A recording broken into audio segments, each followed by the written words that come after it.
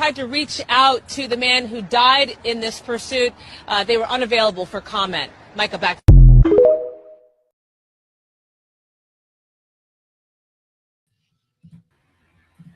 All right, welcome everyone back. Hey, we're back in the house. It's your boys, Richie. I'm Richie King, the bad man of comedy. I got my partner, I can't shake him. My good friend, the commander, he's in the house tonight. He's getting ready to host next week, him and J-Dub, so they'll be on there hosting, taking my spot next week. And, of course, we got a new face to the screen. We'll get to him in just a second. Yeah. Guys, like and share out, please. That's what I'm doing right now. We had technical difficulty a while ago, but we are here, and I see we got numbers coming in. Thank you all for joining us. Yeah. Share this thing out here. You do not want to miss tonight's guest. He does something extremely important, and we're going to talk about him in just a second. Of course, as you all know, we always do our missing persons first. So as you're all sharing out there, get ready for your missing persons. This is going to be a local guy tonight. And you guys know how we feel about that. Well, this is extreme. We've had this on now, Commander and I, 8 years? We've been doing this particular one. Yeah.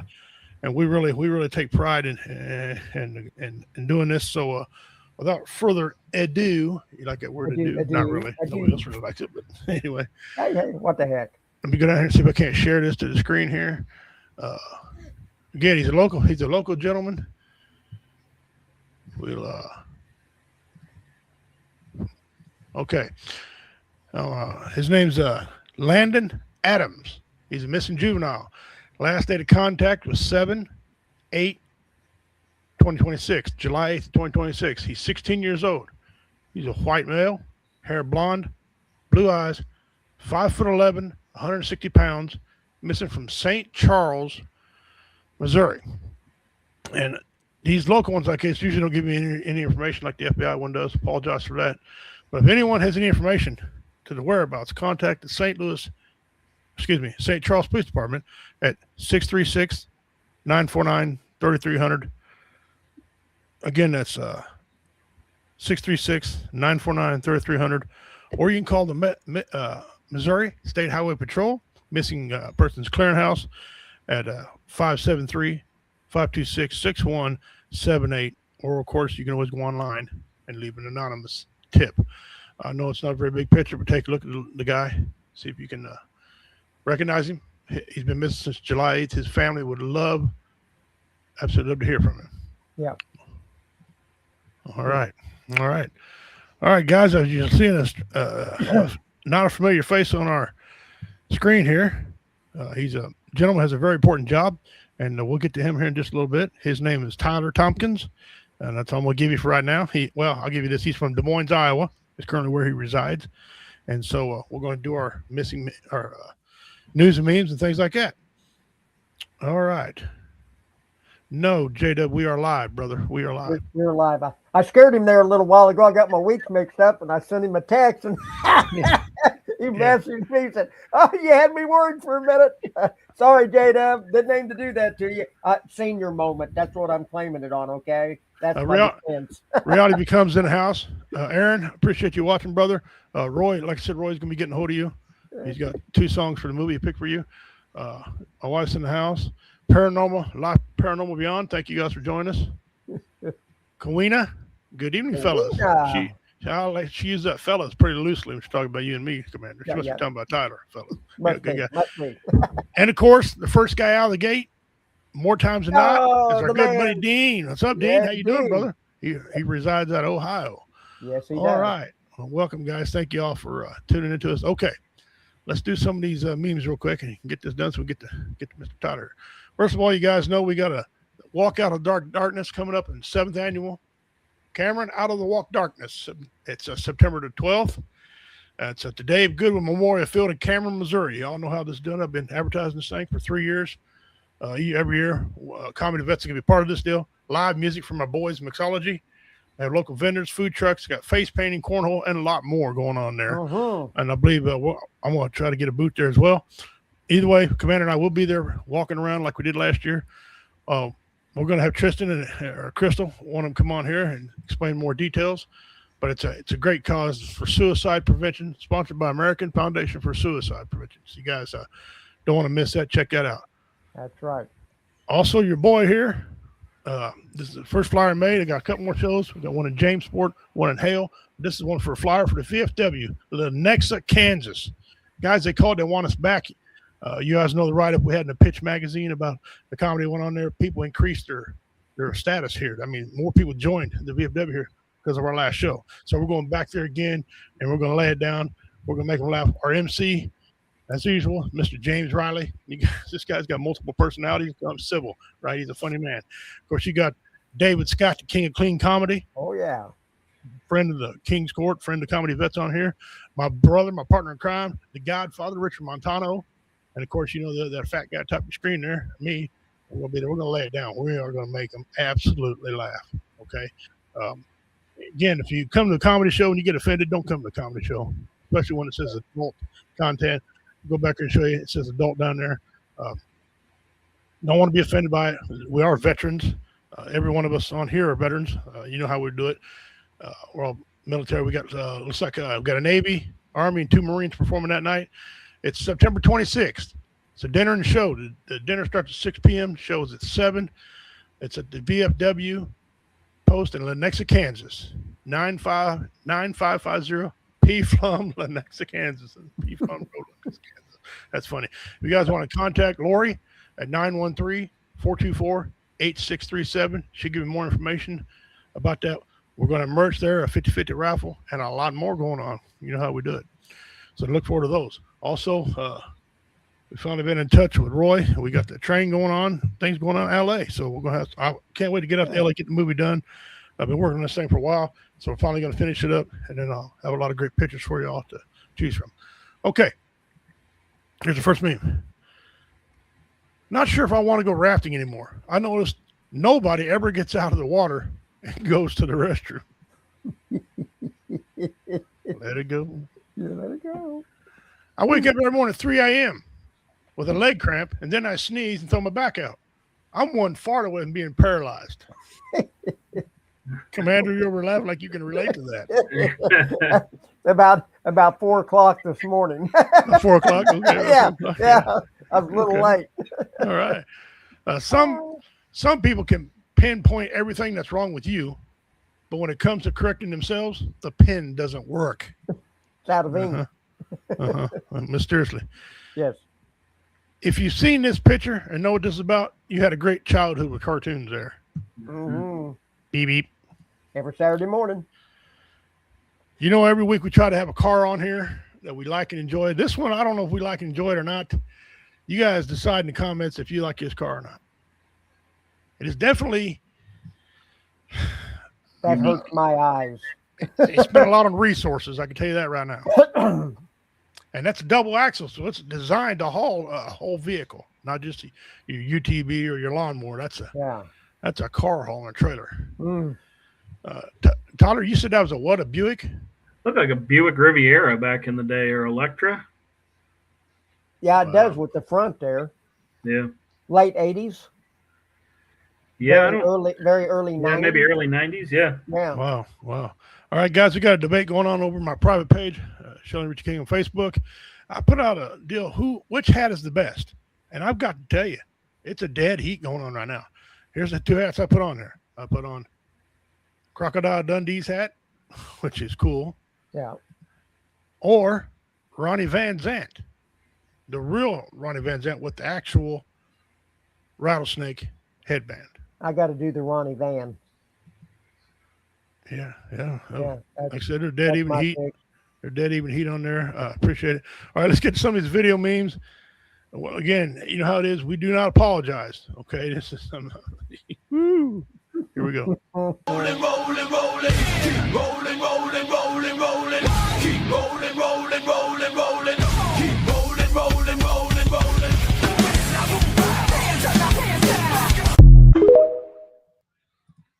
I don't know how you even do that.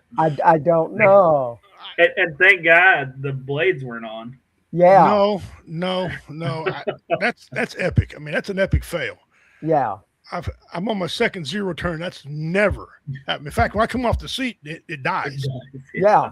So I don't know.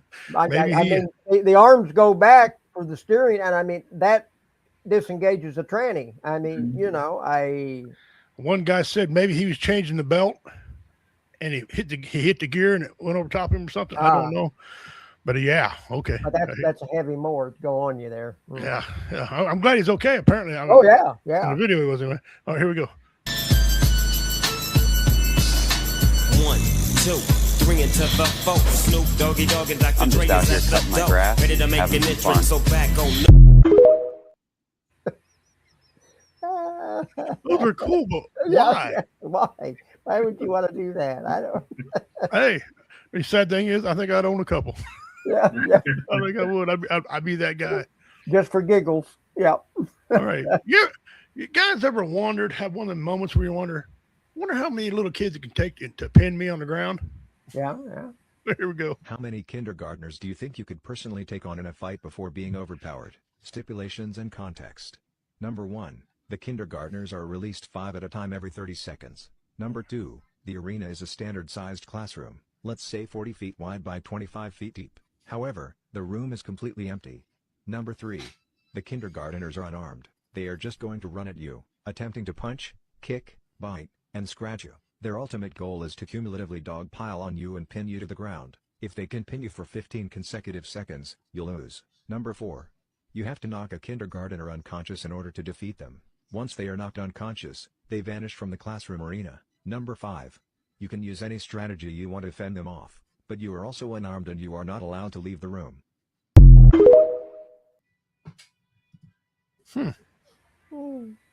Tyler had a good question. What about when you get tired? Yeah. I mean, cardio becomes an issue. Yes, it does. All right, I'm gonna show you 2 cars now. One's in the state of Missouri. I like the comment. One's in the state of Missouri, and the other one I don't know. Here we go.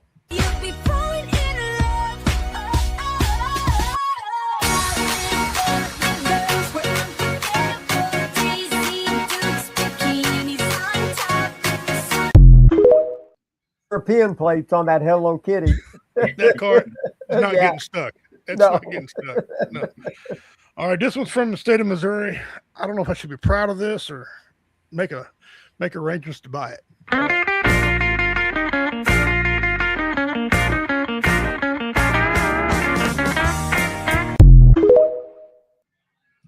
That had to come out of counting cars. Yeah, that's out of the deep South Missouri. Wow, that's a beautiful paint job. Beautiful paint job. Yeah. It's totally retro 1968. Wow.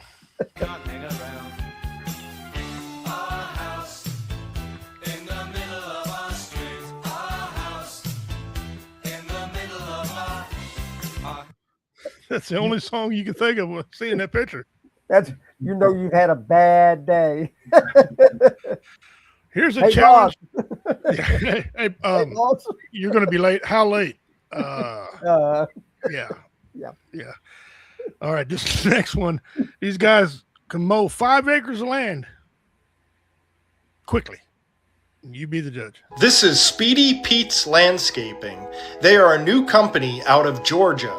They promise to get your lawn completely mowed and edged up to 5 acres in 30 minutes or less.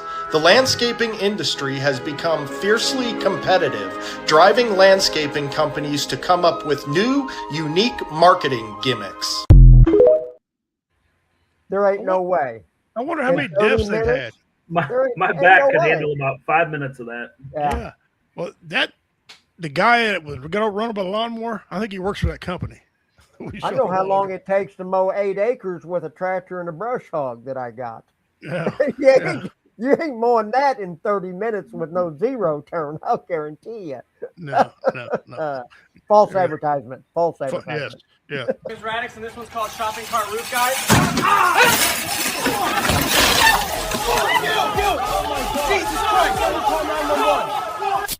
I'm trying to think what to say. Now, just hear me out, because I don't understand what gives y'all youngins the idea to put a doggone shopping cart on the roof, up on the roof.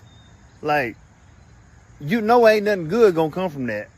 And then y'all see the outcome, And then you couldn't get your butt, all them people out there, and you couldn't get not one person to stand on either side of the doggone driveway to block the traffic. I mean, he had it made except for that car come down through there.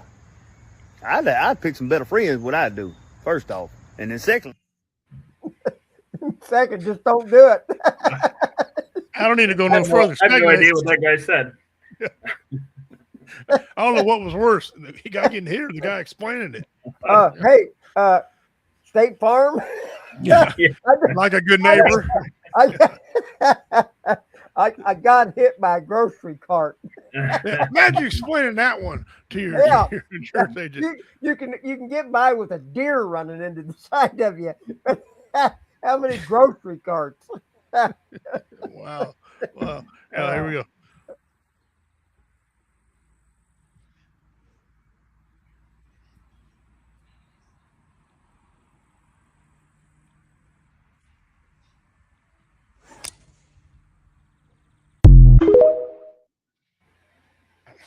I'm impressed, which is short of being amazed. I don't understand why. Yeah, I can't. Understand why I do that. You're right, Tyler. Let's move on. I don't have anything. Yeah.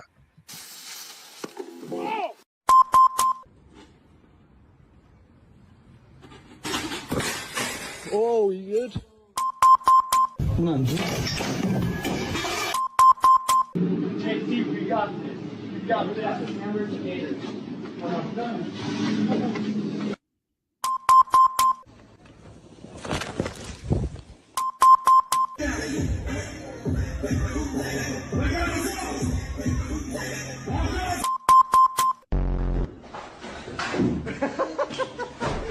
Whoa, pick up.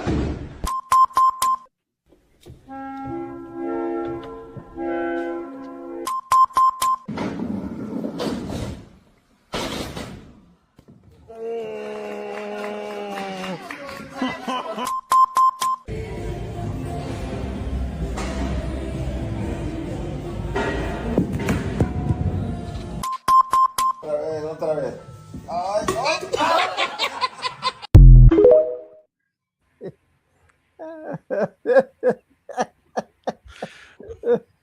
Just because you can do it, don't mean you should. Don't mean you should. Right. One more here. One more.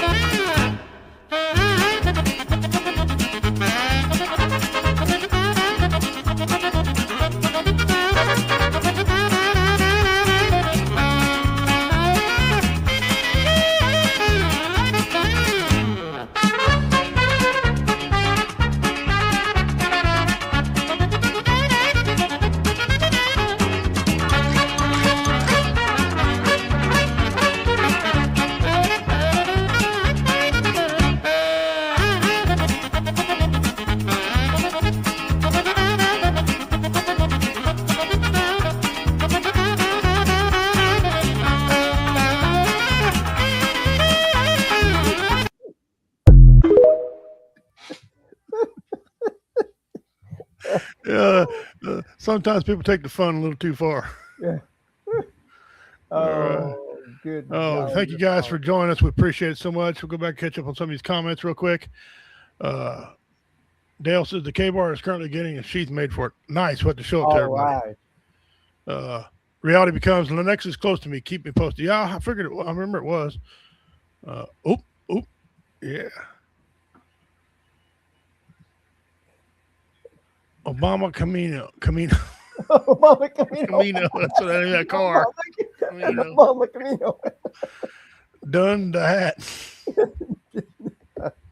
Godfather didn't get an invite tonight. Well, share it out to him, brother. Share it out to him. Sorry about the invite. At least Ronnie was American, and they won't want to compare knives. No, that's right. They wouldn't. Ronnie Van Zant would want to compare knives to. I said that's cool. Had to be cold for Uranus. That was cold for Uranus. Dino's law for lawns. Too much jackass, not enough physics. The poor guy in his shopping cart. They got hit by a car. Poor guy in his shopping cart. Poor guy, heck. The guy out probably coming from church or having a Subway sandwich, minding his own business in the car. Next thing you got a guy in his shopping cart and probably got a case to go to court for hitting somebody. You know. Holy crap. Raining so hard in Southern, it sounded like someone was thrown from a rock on a roof. Let me see here. Had a tornado come through last night. Oh, wow. Hope everything's all right up there. Wow. Dean, hope everything's all right up there. Wow. All right, guys. We thank you for joining us. We appreciate it a lot. That was our news and our memes for the day. Again, guys, you see a gentleman on the screen here. He's Tyler Tompkins. We'll get to him just a second. All right. Here in a second, we're going to ask our trivia question for this Comedy Vets lamp.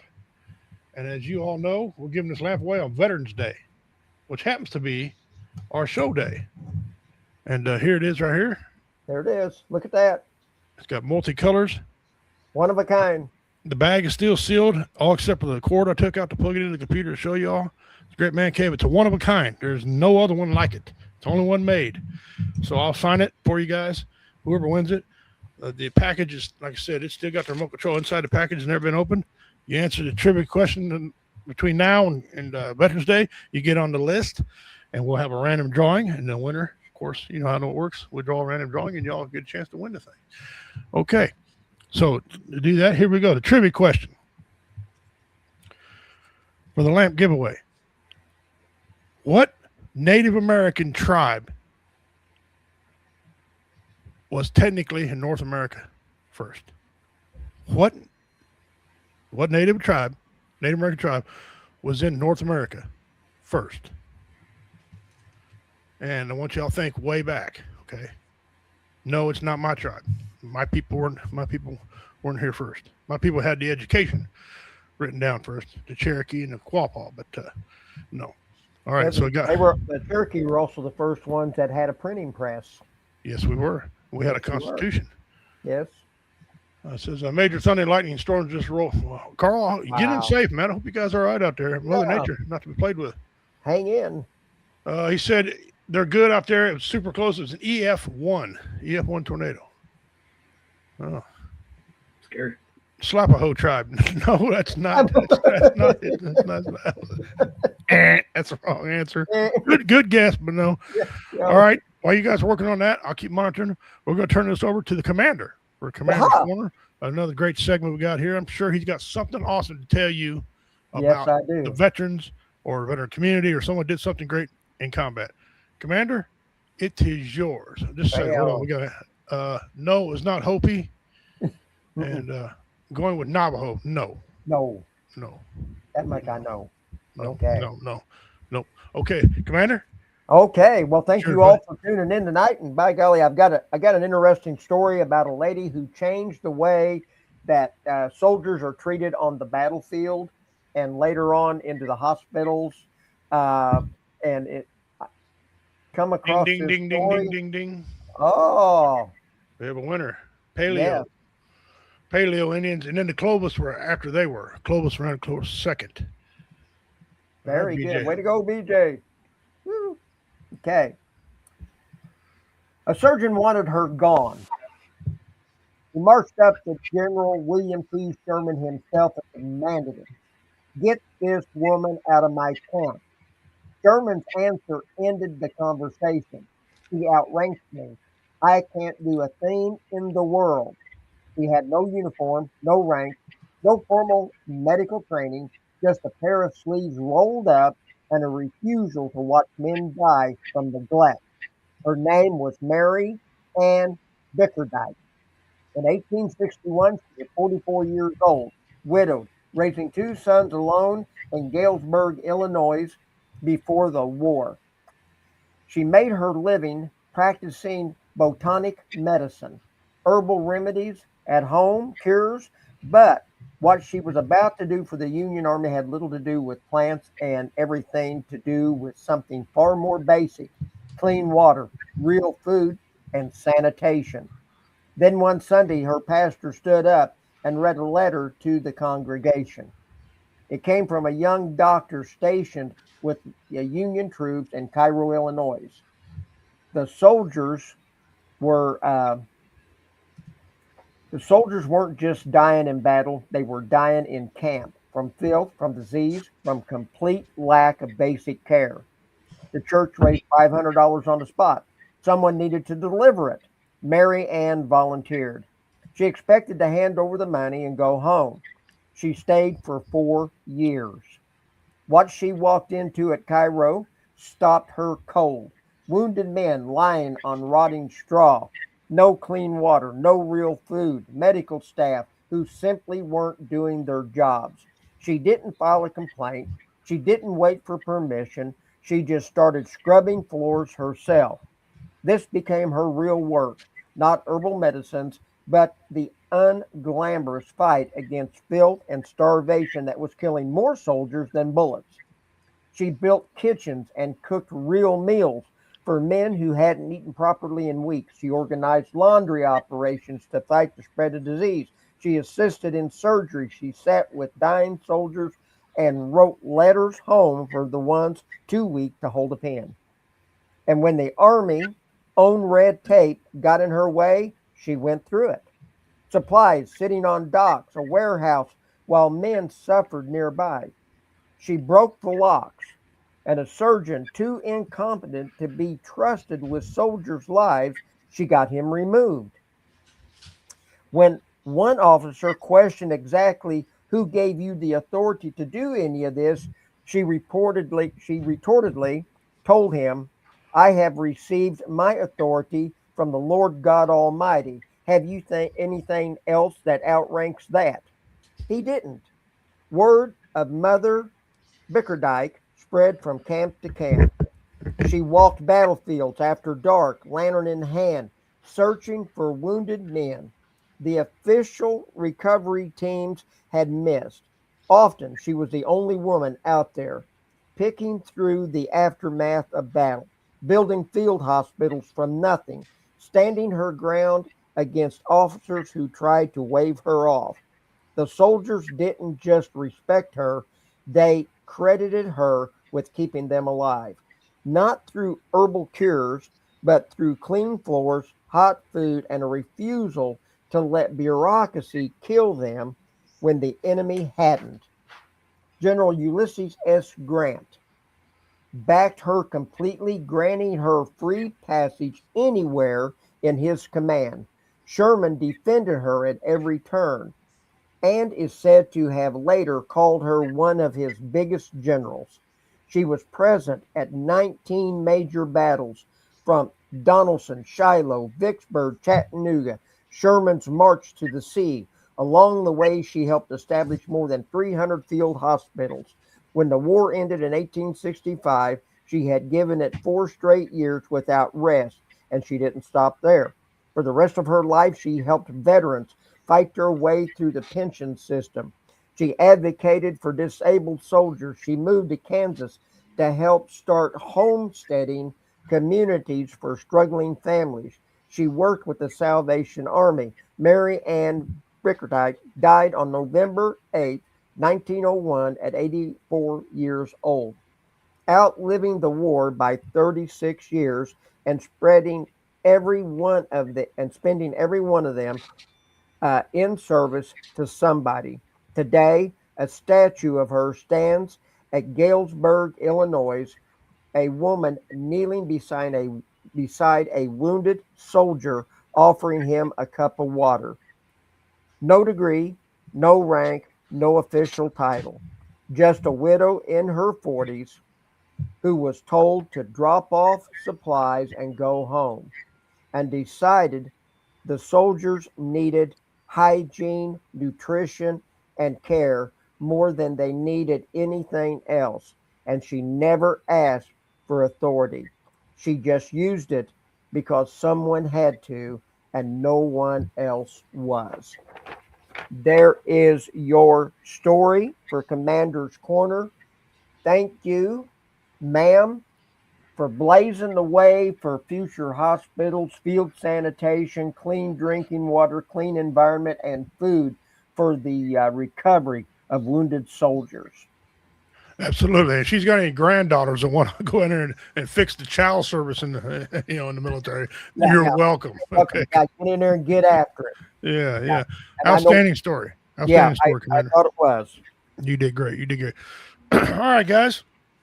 The guy you've been seeing on your screen all show, when we thank you for hanging out with us, Tyler Tompkins from Des Moines, Iowa. Chewed some of the same dirt. I went to 7 different schools up there. What an outstanding guy. You're about to find out and learn all about him. I met him at church 2 Sundays ago, I believe it was. And what he does is extraordinary. So we're going to have a conversation with him today. So without further ado, Mr. Tompkins, will you introduce yourself? Tell us a little bit about you, please, sir. Sure. First of all, I authorize King's Corner to share whatever information I share on the podcast today. Get that out of the way. Yes, thank you.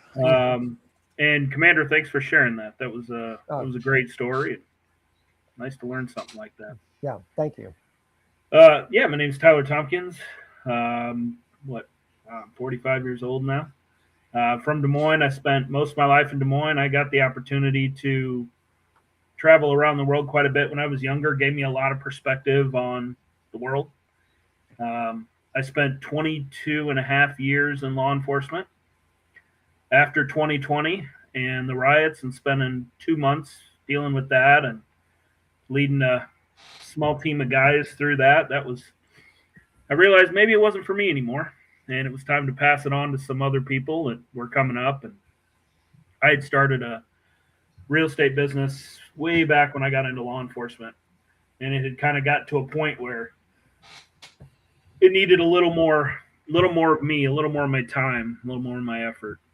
And so I retired about 4 years ago from law enforcement as a lieutenant. I get asked all the time, do I miss it? I absolutely do not miss the job one bit, but I miss the people. Yeah. And I think you guys could probably say the same thing by the time you took off. You miss the camaraderie. You don't get that out here in the private sector.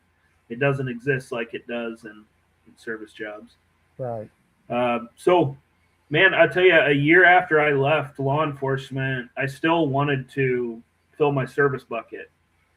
And I couldn't find anything. There's all like sending Bibles to Zimbabwe and, all these things, which is great. And I'm glad people do it. But I wanted something that I could tangibly see make a difference. Similar to law enforcement. I saw it all the time. And that's kind of what kept me going. I always had this thing that I wanted to protect the people that couldn't protect themselves. And I went to a men's retreat in Texas that I wasn't even supposed to be at. I'm not your kumbaya guy that goes to retreats and sits around and hold hands with other guys and sing songs. But this was one of those retreats where it wasn't that at all. It was on a 3,000-acre ranch. And the guy teaching it, it wasn't just talking at you. He talked about how you can hear God talk to you. And I went to Catholic school for a while. Oh, everybody always talks about how you talk to God. Nobody ever talks about how you hear him talk back. Mm-hmm. And so he talked to us for a few minutes, and then he'd send us out on this ranch. And the only rule was we'd go do whatever, but we couldn't see anybody else. And we had to talk to God and listen. It turned out to be a great thing. On the way back, I ran into this guy named Brandon. Happened to be from Des Moines area as well. Dallas Center, a little town outside Des Moines. Sitting in the airport with him, having a conversation and doing the what do you do thing. And he goes, so I freed Christian slaves. Well, tell me more about that. And he kind of goes on and tells this story. I'll get into it here in a minute, but tells the story of how he ended up in Pakistan, freeing Christian slaves from Muslims. And it hit me in a place that I hadn't felt in quite a while since I left law enforcement. And I had done some work in Kosovo, training law enforcement and government, helping set up a kids camp, international kids camp over there.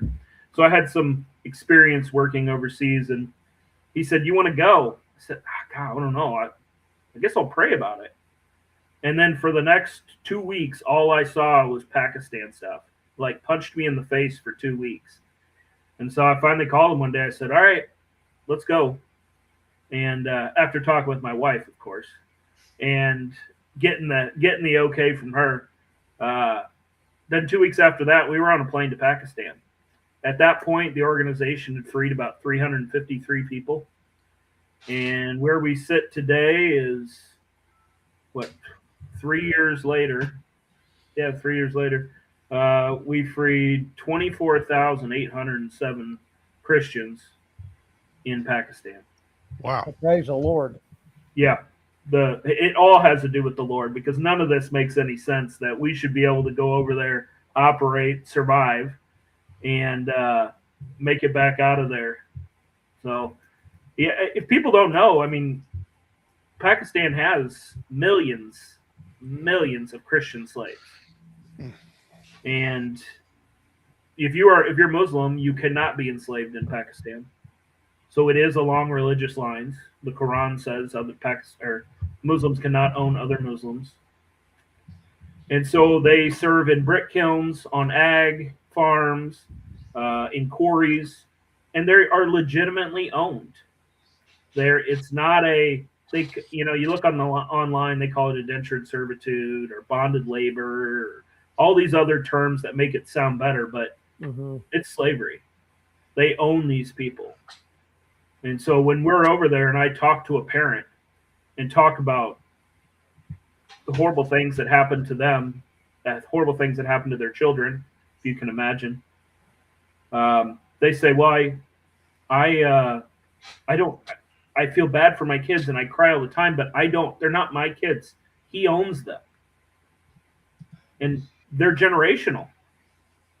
So the parents of their parents, of their parents, of their parents, usually it's 5-6 generations that have been in slavery. And so when they have kids, they're automatically still in slavery, and they just kind of percolate down. So it's an awful thing. I thought I was ready for it.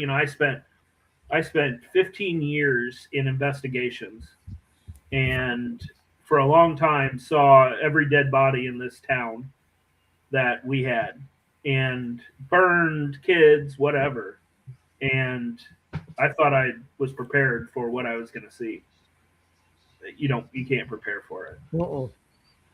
You can't prepare for the horribleness these children live in, that the fear that they live in, that they're going to get ripped out of their place in the middle of the night.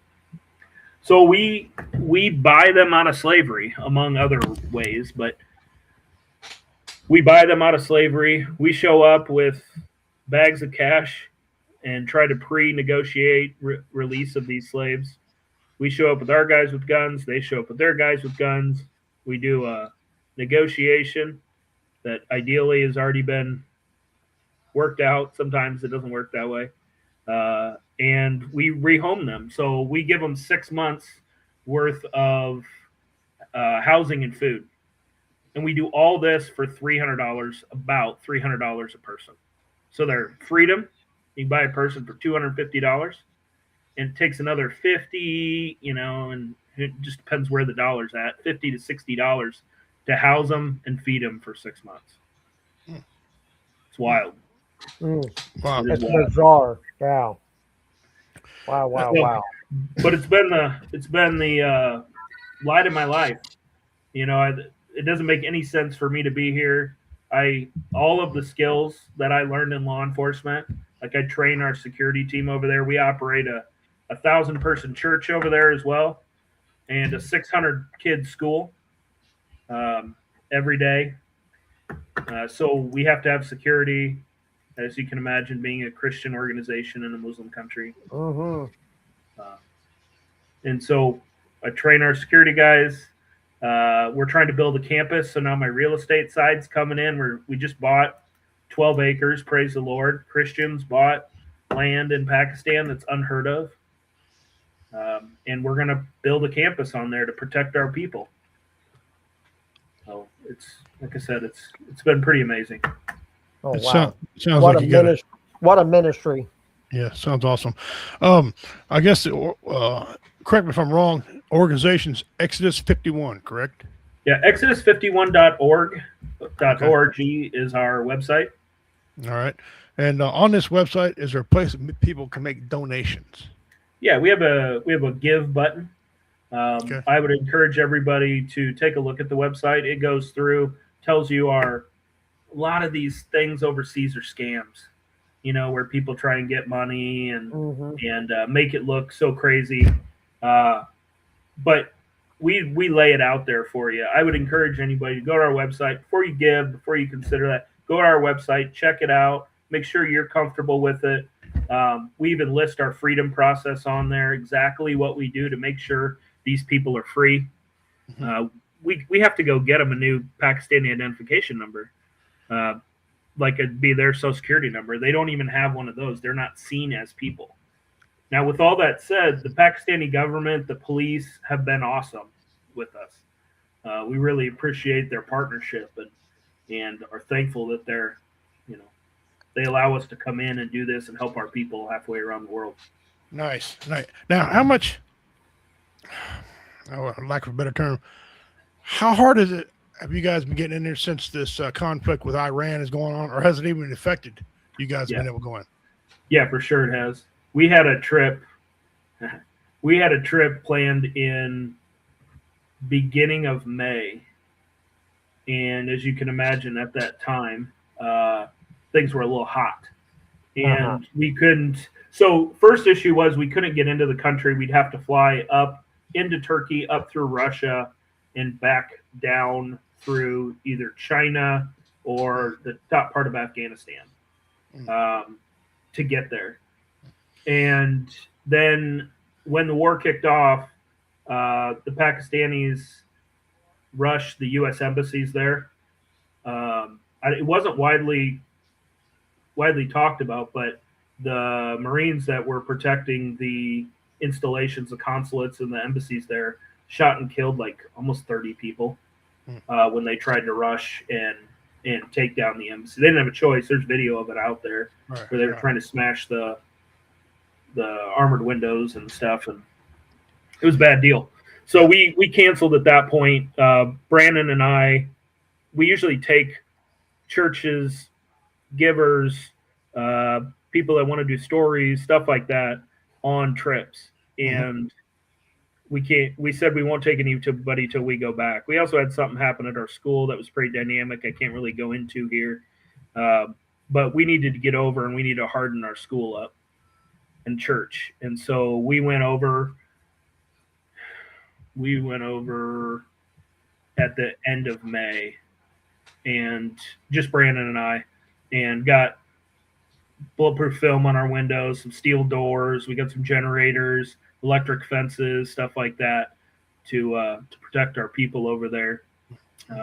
So yeah, it's been a little difficult. Now that the kinetic operations have kicked off again, I'm not sure what that looks like for the future. Right. Guys, we're here with Tyler Tompkins, amazing person doing some amazing work out there.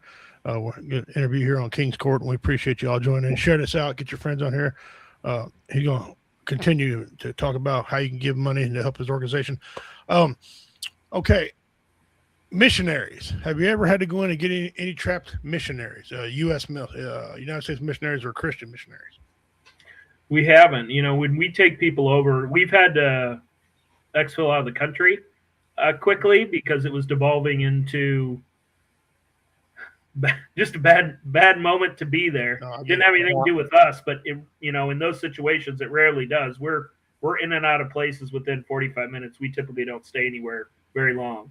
Right. But we were leaving, and I watched all these commercial vehicles. We were doing a service actually on a brick kiln. We went to the brick kiln where these people serve, and we did a Christian service for about 200-300 of them. And we're leaving, and I'm looking down the road, and I'm like, what are all those marker lights? I mean, just lined as far as you can see. And one of the guys in broken English is like, oh, the protest. I was like, tell me more about this protest. And sure enough, the whole country was protesting. They were going to block all the roads the highways into the airports and around because they were upset about the U.S. involvement with Israel. And here we are out in the middle of nowhere.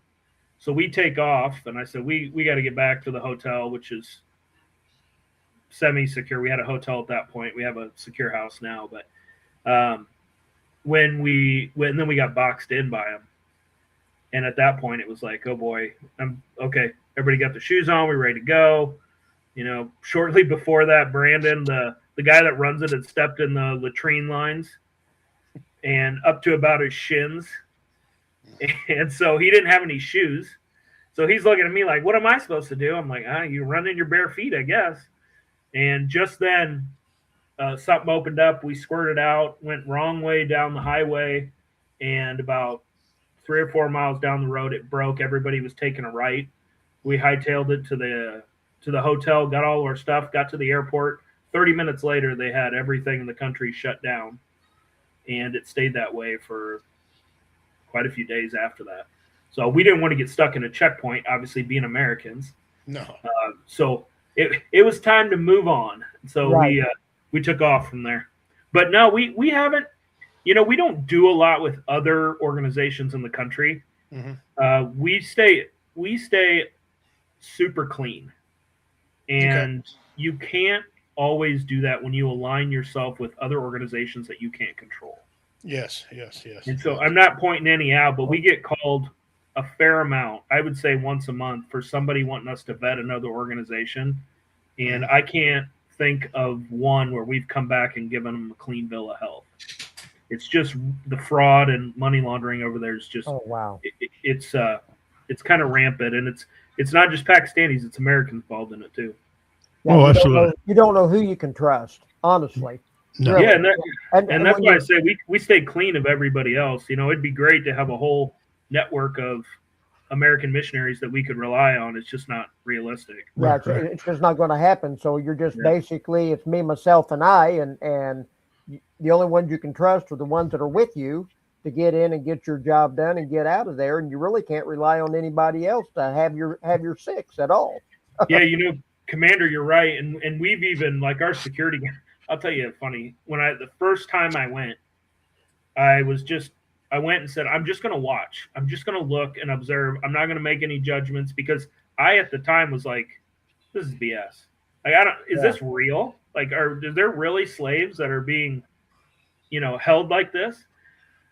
And so when we were driving around one of the old, like, UN Land Cruiser type vehicles, right? And we had our security guys at that time with us. They're all piled in the back of this Land Cruiser. We're bumping down the road, you know. And I don't know if you guys know anything about AKs, but they are loose, right? Oh, yeah. And they are known for ADs, like accidental discharges. Mm-hmm. And we're bouncing down the road, and I look back, and the guys had put all of their AKs up against the seats with the barrels right behind our heads as we're bouncing down the road. No, not. So we move that, and we keep on going. We get to our next stop, and I'm just watching. I see the security guys get out, and they get out, and then they look at our car, and I'm like, what are they doing? Like, the threat's not here. The threat's out there. And so they take off. They go do something, and then one comes running back. And you can hear him hammering around on the back floor. Well, they had forgotten their guns.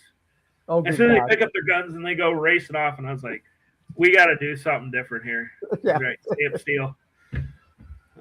Oh, yeah, it's all old Russian stuff over there. But yeah, I mean, our security. So we started training our security guys. But what we found is some of the freed slaves that we did. Mm-hmm. What better person are you going to get to be able to train as a security guard than somebody that you've pulled out of slavery? Oh, exactly. Right. Their loyalty is going to be there, bar none. And they're going to have firsthand knowledge of how things work. How it works, yeah. Logistics. Yeah, and they will absolutely, I have no doubt, will lay down their lives to protect the people that we bring over there. Right. All right, one more quick question for you here, brother. Sure. And, how many churches are involved? Just a rough number. And how many churches are involved? And how did Lake Viking church where I met you at, how they helping you out? Well, how many churches involved here in the U.S.? Yes. Or over there? Here in the U.S., I'd say we probably got 30 that we work with at any given time. And the youth groups really drive into this. I mean, we've had youth groups raise some significant funds in short order. They really have fallen into this organization. We love that. Nice. And then Lake Viking, I mean, short story, man. It's a God thing. I think it was last year, you guys down here got a nasty winter storm. Got like 15 inches. Yes. 15 inches, like 50-mile-an-hour winds, if you remember. I have a house down here. And so I came down because I'd finished the basement in this house. And I'm like, I don't need the pipes freezing. This is supposed to be an epic storm. So I came down and I just hung out, which great time getting trapped in a snowstorm, epic snowstorm. Fun. But so Sunday morning comes up. I'm like, you know what? I'm going to run up to this church and see if they're open. Now, nobody in their right mind was going to be open on this day, but I got a side-by-side. I hopped in it. It was really probably the only way I was getting up there. I got up there. There were two people there, the pastor and a board member. And he said, well, we weren't going to come in, but, we wanted to make sure if people showed up, we were here to worship with them. Right. Well, only 3 of us showed up. Right. And it was, like I said, the pastor and a board member, a decision maker at the church. And I had no intention of talking about Exodus. I just wanted to go up and worship. And they brought it up. And we sat down and talked. And Lake Viking Church, Richie, I don't know if you know this, is actually a missionary church. It was created to help support missionaries. Yes. Right. Yeah. I did a big auction for them. First time in forever they had an auction that made as much money as I made them as for the youth ministry. And my understanding, some of that money was to help go toward you guys as well. Yeah. Yeah. So they give monthly. I mean, it made no sense for us to be there, for me to be there and them to be there at that time and us to click. And the pastor really dove in, and I got a chance to present to the board and talk one Sunday. And since then, they gave us a lump sum, and then now they support us monthly. Yeah, I mean, they're great people, absolutely great people. He is that minister there, Pastor Robert Nelson. He's not counterfeit. Okay, some pastors you see only on Sundays. This guy is out in the community all the time. Okay, he does a lot of great things. So yeah, big shout out to them. And I told him I was going to have you on. He encouraged me to get you on the podcast. He was on here once. Well, he's been on a couple times actually. Yeah, singing songs and doing stuff on there. All right, Tim, Tyler, we're going to lighten up here a little bit. I'm going to ask you a 6-pack of questions, okay? And you just answer them however you want to answer them. Okay. For your Christmas dinner, are you a ham or a turkey guy? Turkey. Okay. Traditional. Very well. Let me put that down there because traditional has got a lot of marks. Only got a few people got the non-traditional. Okay. Bologna or Spam? And you count lunch and loaf as Spam. Bologna. I can't do that jelly that's around the Spam. I can't do it. I've eaten so many bologna when my aunt was alive that I cook Spam, I fry Spam. I got, wow. Yeah. Okay. Okay. Flip-flops, sandals, or Crocs if you want a lounge shoe? Flip-flops. Flip-flops. Okay. Very it's good. rare. It's boots all the time unless I'm by the water. Well, my next question is work boots or cowboy boots? Cowboy boots. Okay. There you go. My parents owned a Western store when I was a kid. Well, and I don't, here's a funny thing. I don't have hair on my legs up to below my knee because I wore cowboy boots when I was a kid everywhere. Yeah. It wears all down. Yeah, it does. It wears it down. It did. I still don't today. That's all that question. A couple more here. Are you a muscle car man or are you a modern car? Muscle car. Yes, sir. Yeah. Yes, sir. Yes, sir. And finally, I don't know if you even know who these two comedians are, but Richard Pryor or George Carlin? Ooh, I know both. Yeah. That's hard. I would say Carlin. Yeah. You would like Carlin. Okay. Okay. Both of them well diversed. Both these guys Yeah. can go on public TV, make you laugh, go in high schools, churches, and then go on the comedy club, make you laugh. So, yes. All right, bro. That's the 6-pack questions. Thank you all very much for that. Guys, appreciate y'all joining in, meeting Tyler. He's an excellent guy. You guys see what he does. He goes in there and free slaves. Slavery is not dead as much as we think we want to believe it is. And it doesn't. And the slavery he's talking about has nothing to do with the skin tone. Okay. No. It's a different type of slavery. And slavery is not in this on this planet. There's all kinds of slaves. Every race, every created person has been a slave at one time or another. And he's out there doing the Lord's work. So guys, check him out on let me make sure I get this right. Exodus51.org. Exodus51.org. He said there's a give button on there. Please donate. We're not asking you to go broke doing it. 5, 10, 15, whatever you can afford to do it. I'm going to go in there eventually. Oh, actually, my wife do. Y'all know I'm an idiot. So the wife checked out the organization, see if we can help out as well. If you're a pastor and your church watching this, check him out. Right? Yeah. Check him out. He's a good guy. He's very articulate, so he ain't got no hair from his kneecaps down. He's hairless. Okay. So, Rich, don't hold that against me, Richie. We'll come to churches and organizations and talk to. When I come to a church or we go to an organization, we typically have them shut off their live stream, whatever, and then we tell some stories. Yeah, and we really let people know what's going on. I'd love to share. I wish I could share more on here with you, but you guys get it. No, I understand. You and I had a conversation before the show. Don't give up anything, that you don't feel comfortable giving up. And I understand that a great deal. All right, guys. Tyler, he's on there with us. Great guy. His organization, Exodus51.org. Check it out, man, guys. And what a great name, Exodus, huh? Love that. It's not Escape Here or Escape Plan or some modern name. It's Exodus. Exodus. That's it. Take it for what the word says. Exodus. Exodus. That's it. Very well. Very well. On our show here, Mr. Tyler, we give a closing. So since you're new, we usually Nick I go first, but we're going to let Commander go first this time so you can see what we talk about in our closing. Commander, you want to kick us off, please? Yep, I sure would. It'd be great. Listen, I know there's a lot going on in this world today, and we get bombarded with everything. But listen out there, brothers and sisters. Okay, if you're in that dark place, okay, and you're thinking of doing the unthinkable, don't.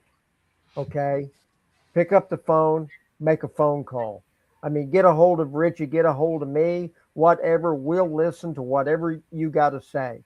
We're not going to try and fix anything. We're not here to fix or repair. We're just here to listen to you. Get it off your chest and get you over the hump. You've made it today. You can make it tomorrow. Okay. And this day is gone. Tomorrow's a brand new day that hasn't even been born yet. So when you face that brand new day, embrace it, run with what it's going to give you, capitalize on it, make the best of it. Okay. An old friend of mine told me one time, and we're closer than my own brother. We're brothers in Christ. Okay. He said, all days are good. It's just some are better than others. Okay. And I grab that every day when I walk out the door because I don't know what type of day I'm going to have. I don't know if my PTSD is going to kick in on me. I don't know if something's going to trigger something in there. I just know that today's going to be a great day, and I embrace it and run with it like that. So listen, like I said, you have value. Don't let anybody in this world tell you that you don't have value. You mean something to somebody, even if it's just to yourself. So hang on to it, okay? And I want to see you tune in. I want to hear about you, okay? I don't want to be reading about you in the newspaper, okay? So hang in there. If you need to talk, make a call. Well said. Well said. Mr. Tyler, sir, you want to give a closing?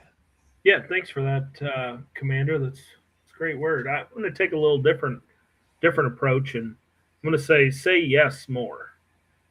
I did a podcast a while back, And it helped me realize that a lot of the things that God has brought me, the opportunities that he's brought me in my life, is because I said yes to something. Yep. And I said yes to that Christian men's camp. I didn't want to go to that. I didn't want to do the kumbaya thing, but it led me to the most faithful thing in my life outside my wife. The biggest thing in my life is been saying yes. When I was given opportunities in law enforcement, I didn't want to do some of this stuff. I didn't want to go to Kosovo. Who wants to go to Kosovo? It's not a vacation. No. But I said yes, and it led me to, again, where I'm at today. And so I think the biggest part of my life that has kept me away from, you talk about PTSD, Commander, suffer from the same thing, right? And the biggest thing that keeps me away from those dark days is I've said yes to a lot of things that bring happiness in my life, things that I didn't expect. The Lord's put them in front of me. And because I've said yes, because he's given me the strength to say yes, it's led me to a lot of happy days and kept me away from more of those dark days. Absolutely. So say yes more. Say yes. Well said, I like well that. said. I like that. I do too. Well, you guys, another Wednesdays came and gone. Say thank you to our beautiful guest here, Tyler Tompkins. What an outstanding honor it was to meet him. Yes. Outstanding to hear about what he does for a living. But listen, you are not worthless. You have value. We don't need all the same people. We got too many people now that are doing the same things. We need variety. We need you here. There's something you can do that no one else can do. We want to know about that. We want to, where it's help put on these events, cook for these events, serve for these events, put the events yourself, right? It takes a village to raise a child. Okay. We need you here. That 22 a day. Now some stats are 45 a day. We don't need that. We don't need that. The teens, 12 teens a day commit suicide in this country. And that number is not going down. In fact, that number, they come out now to saying probably 13, it's up to 13 or 14 a day. Teens, forget it. I mean, you got the rest of your life ahead of you. School's a little part. We need you here too, teens. We need you here to take up and to fight. And I don't mean fist fight. I mean, if it comes to that, it comes to that. But, me being an MMA guy, I don't mind it. But we need you guys, okay? Have your pet spayed or neutered. I'm tired of all these cats running around here like that. Bob Barker would turn over his grave, okay? So have your pet spayed or neutered. Make him happy. I didn't expect that one. Well, don't ever expect anything out of me. We're having a lot of good conversation. Spade and neuter comes out. Well, my brain, brother. Welcome to inside my head, right? Remember, guys, this is one of our comedy shows we got coming up. You don't want to miss out on this thing. These people want us to come back in. We've been to this place. This will be the 4th time, okay? And this show is going to be in honor of our buddy Typhoon Panda, because he's with the last time we went in there. Typhoon, rest in peace, brother. Man, you guys don't want to miss out. We were going to make them laugh. I got some new stuff that I'm laying down. I got some of my old stuff I'm bringing back out of retirement, blowing the dust off it.